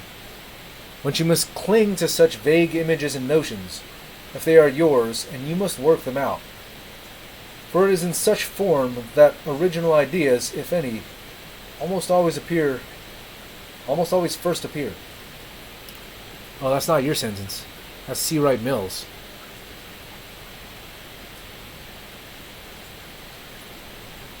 C. Wright Mills is a bad writer. One of the interpretive orientation's most attractive contributions, I believe, is an environment especially hospitable to the work of imaginative theorizing, of crafting genuinely new and exciting ideas, of nourishing the playfulness of mind so necessary to the goodness of social science, an openness to messiness, a high tolerance of ambiguity, the intentional cultivation of new lines of sight through an expansion of literary and experiential resources. The disciplined practice of maintaining a state of childlike wonder and awe over what one encounters. An intentional reflexive attention to the internal reactions, including the emotional reactions, experienced by the researcher. An appreciation for the way in which a situation always already interacts with the presence of the researcher and is never revisited in the same way twice. A commitment to keep the research question in flux to avoid premature evidentiary closure. These are all trademarks of interpretive orientation to the human sciences, which is to say they are all trademarks of an approach to the study of social and political life that unapologetically celebrates the human character of the scientific endeavor. What does it mean to do interpretive work? The most satisfying answer, I suggest, lies not in some list or cluster of criteria or techniques, rather in the recognition and celebration of the unavoidably human character of human inquiry into human meaning-making. To do interpretive work is to be walking on a beach and stooping on one's face just inches from the ground, to look and say, it is a grain of sand, and say not.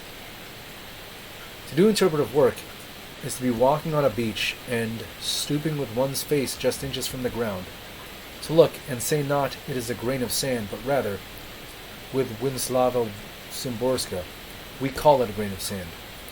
And then to take that grain of sand between one's fingers, hold it up against the salty spray of the sea, against the open blue sky, and continue with William Blake. to see a world in a grain of sand. Oh, I read this thing like 3 times before, but he combines those so that for interpretive scientists, we call a grain of sand, or at least we call it a grain of sand in order to see the world in a grain of sand. Get it? It's like poetry. That's nice.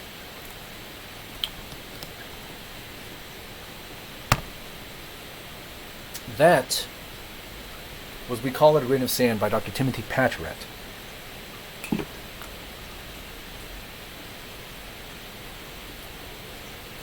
Now, I'm going to end the stream on a final reading.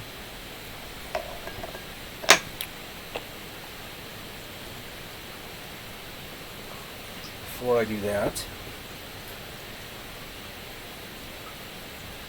I'm going to take a quick break, drink some water, eat some chips. I'll be right back.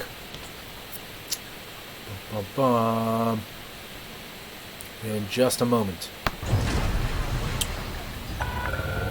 Ship restraints retracted. Access corridor is clear.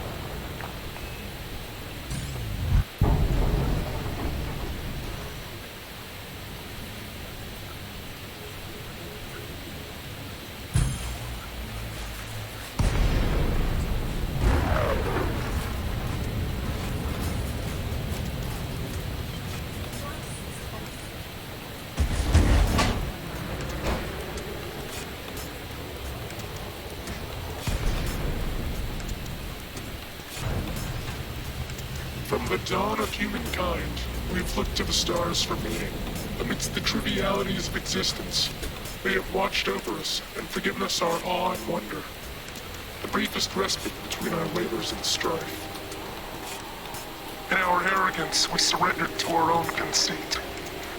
Our search became our right, and for millennia we spread our message of our rightful place amongst the stars with one another. The stars aligned, we proclaimed, to provide us with the guidance we required.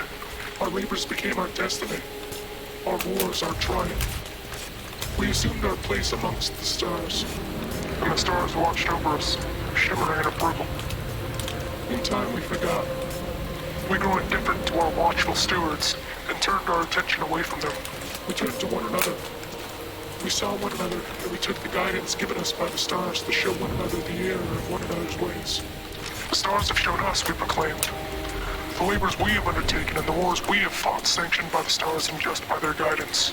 And others proclaim the stars' condemnation. It is our labors and wars sanctioned. The stars have shown us, the others proclaimed. In our arrogance, we tore the stars from one another. No longer joined as our watchful stewards, the stars became ours, and our rightful place amongst the stars was true to the stars' rightful place amongst us. And in our rightful place we labored, and we made war with one another. And the wars we made with one another drove us further and further amongst the stars, amongst ourselves. And amongst ourselves we looked for meaning. How long is this? I seriously think I'm gonna read all this, do you, Dad? Yeah, this is like 5 pages of garbage. Garbage, Dad. Jules, can you just... What? It just goes on and on. No one cares about this kind of stuff, Dad. You just... Fine. Gosh. I'm picking up here. In 2979, a consortium of scholars, pilots, and private interests came together to discuss our future.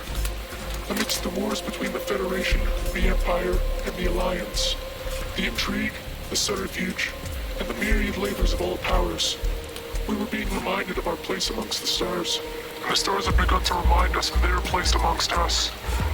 We were not their equals. The stars, this consortium reminded us, had given us meaning and we had squandered its resolve. The stars, this consortium reminded us, had many others over whom they'd watched. And we came to know some of those others over whom the stars watched. The Guardians had taken their place amongst the stars long before us. The Fargoods had taken their place as well. And they too, the stars, reminded of their place. The stars watched over us all, and we had all grown arrogant in our assumption of our place amongst them. In our arrogance, we had turned to one another. We had once come to know our place amongst the stars was our own, this consortium reminded us. And this consortium reminded us that the stars had watched us come to know these things. The stars have begun again to provide us with meaning this consortium now wants us to know. And this consortium is resolved to remind us of this meaning. For this meaning is given us by the stars. This meaning is given us all, and this resolve the purpose of our labors, our strife. This consortium, we are now reminded, has resolved to remind us all the meaning given us by the stars to all, be us of the Empire, the Federation, the Alliance, or any others. In 3307, the labors and the strife of this consortium, undertaken to remind us all of the meaning being given us by the stars, were given a name. My name is Cadence, not a pilot. My name is Coral. That's it? What? You're just gonna say your name and that's it? You're not gonna say anything about yourself? What, I need to label myself? None of us are super insecure like you, Cadence. What? I'm not insecure. Don't talk to me like that. Girls, Bitch. for fuck's sake, can you just stick to the script, please? We're pilots. Speak for yourself. Commanders Halflock. We have come to you on behalf of this consortium. We have come to call upon you, as this consortium has charged us, to take your place in the labors and strife this consortium has resolved to undertake, to remind all of the meaning being given us by the stars, to remind all of our place amongst the stars and theirs amongst us. Join us, as this consortium of scholars, pilots, and private interests had joined one another, and had resolved to remind all of the meaning being given us by the stars. We are incorporated. Dad, do we really have to use these voice changers? Girls. Yeah, hold on. We just sound like Girls. a couple of guys.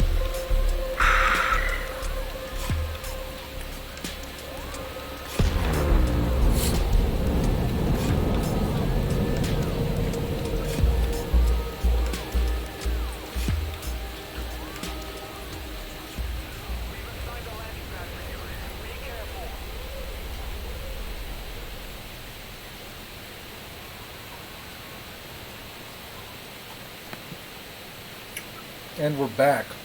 Yeah, I don't know if you can hear me. Yeah, you can hear me. Alright, so, as I said, I still have cheese on my fingers from the chips. So, I'm not going to spend too much more time on the reading. This is a very short one. This is a section from a book written by Italian philosopher Giorgio Agamben. Oh, the chip that I was pulling around. The book is entitled Nudities.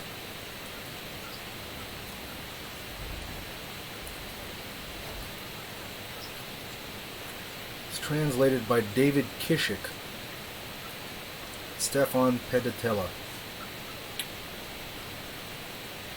I'm reading section 5, or chapter 5 of the book. It's titled On What We Cannot Do. Deleuze once defined the operation of power as a separation of humans from what they can do, that is, from their potentiality.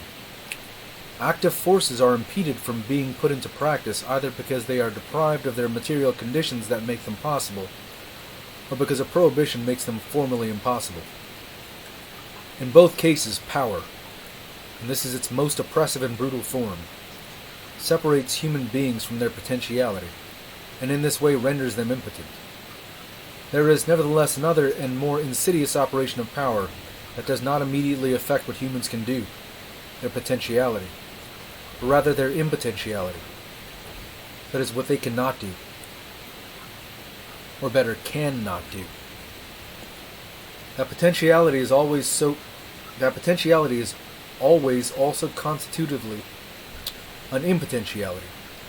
That every ability to do is also always already an ability to not do, is the decisive point of the theory of potentiality developed by Aristotle in the 9th book of the Metaphysics.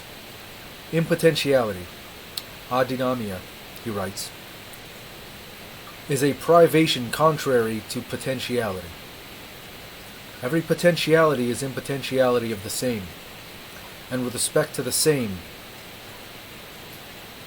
Impotentiality does not mean here only absence of potentiality, not being able to do, but also and above all, being able to not do, being able to not exercise one's own potentiality. And, indeed,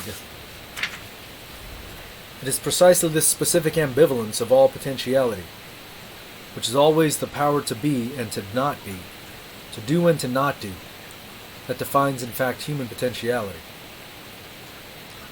This is to say that human beings are the living beings that, existing in the mode of potentiality, are capable just as much of one thing as of its opposite. To do just as to not do.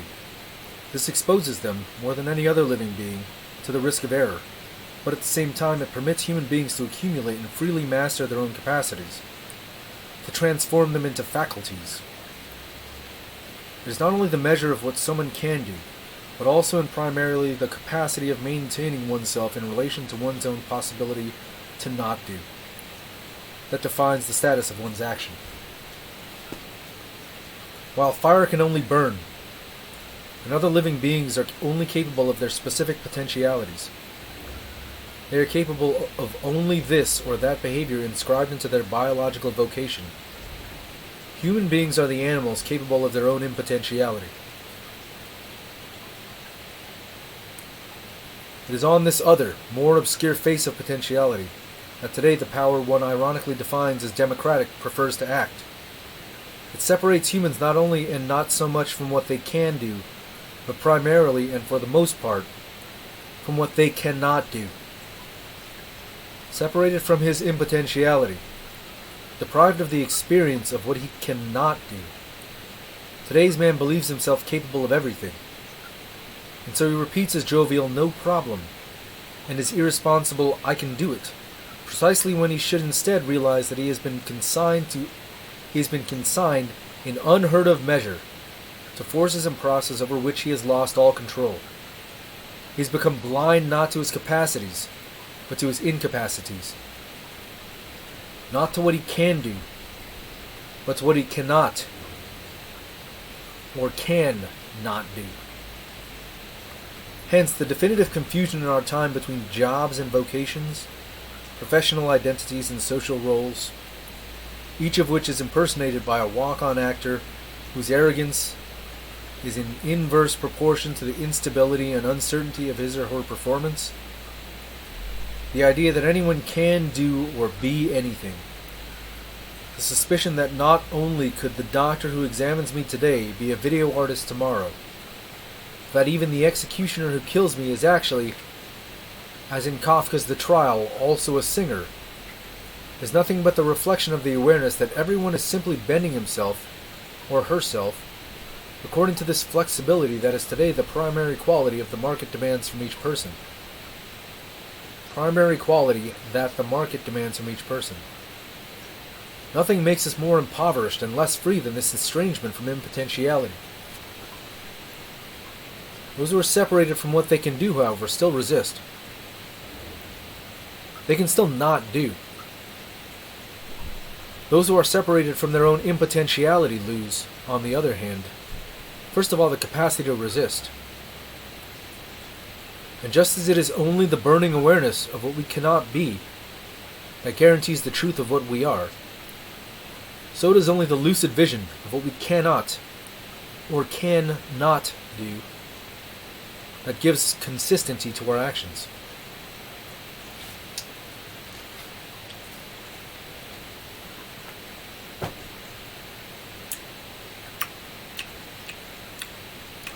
Anyway, that has been the readings for the week. Be back shortly. Again, my name is Tom. Spelled with a silent A-H, silent A and a silent S. I will be doing a jump. And I'm currently in HIP 36601. which is a standard mat grind location for the crystals. If and in the event that you find yourself out there or need a way to the next area, I will be making that jump on Wednesday over to Otats for the last 2 of the crystal grinds before kicking everybody off in Desiat.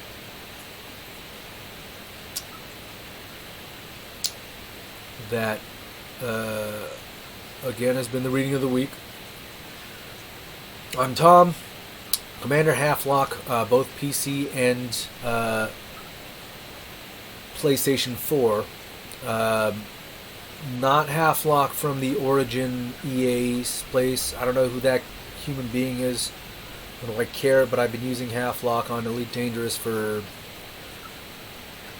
quite some time, so that's just sort of where it's at now. In the event that you have any other questions, you're always free to send those over to the Discord channel.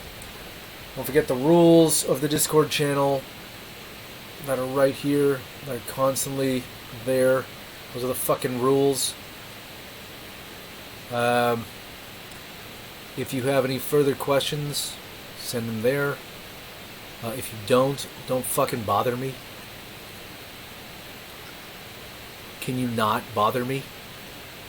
Can you not nag me? Thank you.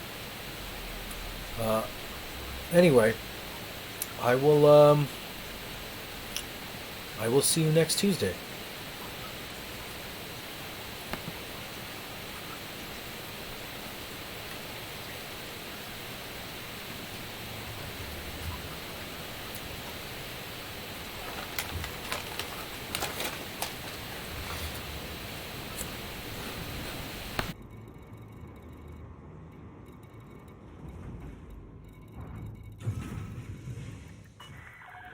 Detach confirmed. Stow your weapons until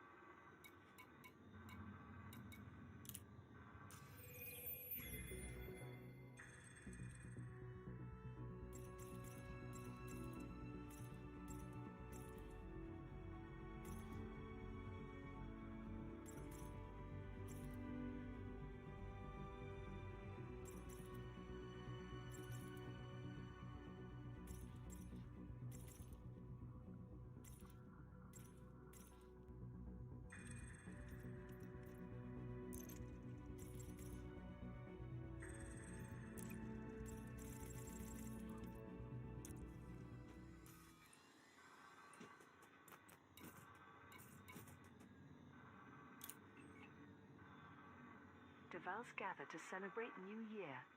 Princess Aisling Deval marked the start of 3308 by introducing her cousin Hadrian Deval, his wife and their newborn son to Imperial High Society. Entertainment journalist Solomon Helios broadcast a report on the event. It's an annual tradition for Princess Aisling to invite the great and the good to her palace on Emerald, although the tragic loss of her father in 3306 meant that last year's gathering was cancelled.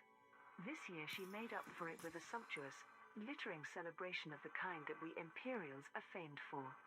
For the first time, Hadrian Deval and Lady Astrid Minerva Deval were in attendance. This youthful couple were surprisingly charming for a pair who would once have been arrested on sight. They entertained guests with stories of trading and fighting aboard tiny ships, from the days when their only title was commander. However, the real guest of honor spent most of his time asleep, oblivious to the colossal attention he drew. Yes, baby Hector made his very first public appearance, having been born while his parents were under senatorial protection. Many dignitaries insisted on having their image recorded beside the future emperor, a phrase one could hear being murmured throughout the palace. But what of the current emperor? Unlike Hadrian's family, Arisa Lavigny Deval remains in seclusion and only communicates remotely with the Senate.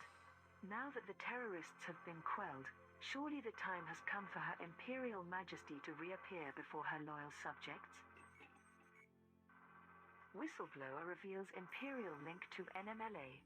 A potential connection between the NMLA's dark comms network and Imperial intelligence has been made public by one of ACT's co-leaders. Captain Saskia Landau sent a personal statement to all major media outlets. The majority of my career has been with the Imperial Internal Security Service, but I was seconded for a year to a classified project run by Imperial Intelligence. To coordinate their operations, they use a sophisticated communications system known as the Omega Grid. This is designed to avoid detection or interception by enemies of the Empire. I have reviewed ACT's research into the NMLA's dark comms network and can verify its similarity to Omega Grid technology. Since this is exclusively under Imperial Intelligence's control, it suggests that an individual or group within the organization was making it available to the NMLA. I'm aware that revealing this information publicly may end my career or even endanger my life. Nevertheless, I have shared my findings with ACT's leadership and call upon the Imperial Senate to open an independent investigation into this evidence. As yet there has been no response from Imperial Intelligence or the Senate. However, several agents of the IISS have anonymously spoken to reporters from the Imperial Herald, verifying that the Omega Grid system does exist and has been in use for many years. Devals gather to celebrate New Year.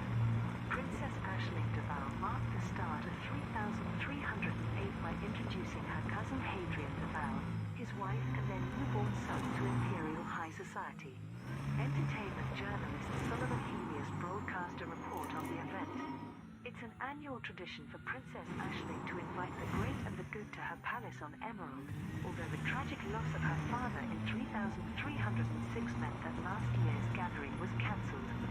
This year she made up for it with a sumptuous, glittering celebration of the kind that we Imperials are famed for.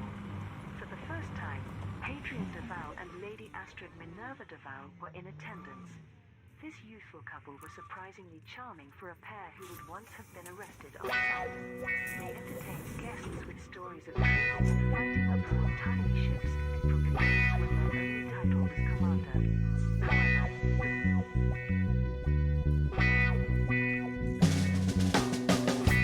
Whispers ride on the midnight breeze,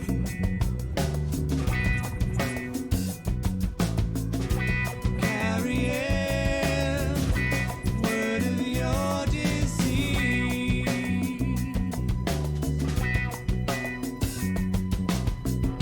Specters from your past start to scream and shout. Seems your time